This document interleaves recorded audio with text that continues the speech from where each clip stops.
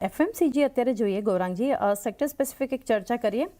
ત્યાં આપણે જોઈ રહ્યા છીએ કે થોડું ડિફેન્સિવ પ્લે આ સેક્ટર બતાવી રહ્યું છે અત્યારે.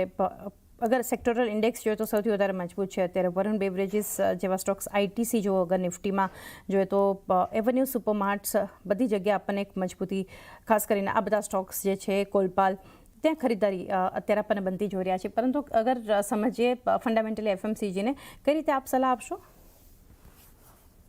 જેમ આપણે ચર્ચા કરી discretionary, consumer durable, white good appliances, તો આ જે છે એફએમસીજી એ નોન ડિસ્ક્રિશનરી કે એટલે કે તમારે ખાવા પીવામાં ખર્ચો કરવો જ પડશે. સારા પરિસ્થિતિમાં તમે જો તમારા પાસે રૂપિયા હોય તો તમે ખર્ચો વધારે કરશો. મોંઘવારી જ્યારે આવે ત્યારે તમે ઓલ્ટરનેટિવ થોડી ઓછી મોંઘી વસ્તુઓનું સેવન કરો છો, પણ ખર્ચો તમારે કરવો જ છે, તમારે જે ખાવાની પીવાની વસ્તુઓ છે. અને જે મેં ચોમાસાની વાત કરી છે એની સીધી અસર આની પર પડે છે, કારણ કે આ ક્ષેત્ર વધારે પડતું નિર્ભર છે ગ્રામીણ અને મધ્યમ ગ્રામીણ ભાગથી જે માંગ આવે છે. થોડું આગળ પડતી ટિપ્પણી રહેશે, પણ ચોમાસાને હજુ સમય છે. કદાચ પરિસ્થિતિમાં પરિવર્તન થશે તો કદાચ મેઘરાજના આશીર્વાદ બાકી અન્ય વર્ષોથી જે આપણે જોયેલા એ પ્રમાણમાં જ રહેશે. ખરીદારીની ભલામણ આમાં બી છે. અહીંયા બી લાગત ખર્ચ અને કાચા તેલના ભાવને લઈને થોડી ઘણી નફાના માર્જિન્સમાં દબાણ દેખાય ટૂંકાથી મધ્યમ ગાળા માટે. આ એક પરિસ્થિતિની હું વાત કરું છું.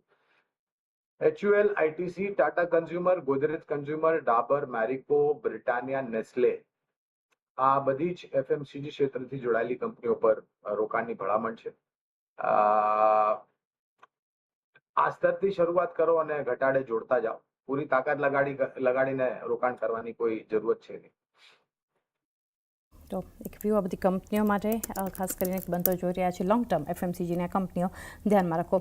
ટેકનિકલી સમજીએ આ સેક્ટરમાંથી આઈટીસી લિમિટેડને. સોમિલ, આપની પાસેથી અત્યારે 2% ખરીદારી તો બતાવી રહ્યું છે. ઇનફેક્ટ ડેઝ હાઈના લેવલ પર છે. વોલ્યુમ બેઝડ બાઇંગ થઈ રહ્યું છે. ટોપ ગેનર છે આઈટીસી અત્યારે. અગર નિફ્ટીમાં જોવા જઈએ તો એફ એન્ડ ઓ એક્શન પર પણ નજર કરી લઈએ તો અત્યારે બિલ્ટઅપ થોડું લોંગ સાઇડ પર થઈ રહ્યું છે. ત્યાં કઈ રીતે વ્યૂ આપશો?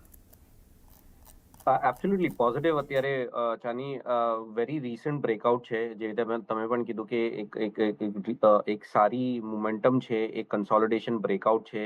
2040 ડેલી મૂવિંગ એવરેજની ઉપર ચાલી રહ્યો છે, એટલે પોઝિટિવ છું. વેરી રિસન્ટ બ્રેકઆઉટ છે એટલે ફ્રેશ બાઇંગ કરી શકાય. 303 નો સ્ટોપ લોસ રાખીને મને લાગે છે કે નેક્સ્ટ ટાર્ગેટ આનો 326 અને બીજો ટાર્ગેટ 333, આ બે લેવલ્સ ધ્યાનમાં રાખી અને આને પોઝિટિવ સાઇડ પર ટ્રેડ કરવું જોઈએ. પોઝિટિવ સાઇડ પર એક ટ્રેડ કરો. વ્યૂ આઈટીસી પર અત્યારે ઘણું પોઝિટિવ બનતો આપણને ખાસ કરીને જોઈ રહ્યા છે. અન્ય કાઉન્ટર જે ધ્યાનમાં આવી રહ્યું છે આ જ સ્પેસમાંથી વીબીએલનો સ્ટોક છે. રુચિતા, આપની પાસેથી વરુણ બેવરેજીસ જાણીએ. 2%ની મજબૂતી અહીંયા પણ આપણે જોઈ રહ્યા છીએ. અત્યારે ડેઝ હાઈના લેવલ પર જે કારોબાર થઈ રહ્યો છે. ઇનફેક્ટ આ સ્ટોક પણ વીબીએલ પણ જુઓ અત્યારે વોલ્યુમ બેઝડ બાઇંગ બતાવી રહ્યું છે. રુચિત,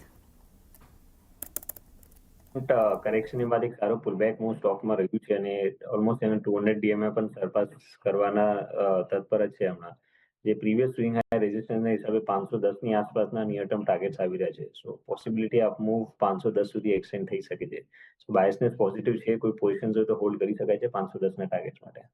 510ના ટાર્ગેટથી પોઝિશન હોલ્ડ કરો વીબીએલ માટે. ઓવરઓલ એફએમસીજી અત્યારે ઘણું એક પોઝિટિવ એક્શન બતાવી રહ્યું છે. ગૌરાંગજી, છેલ્લે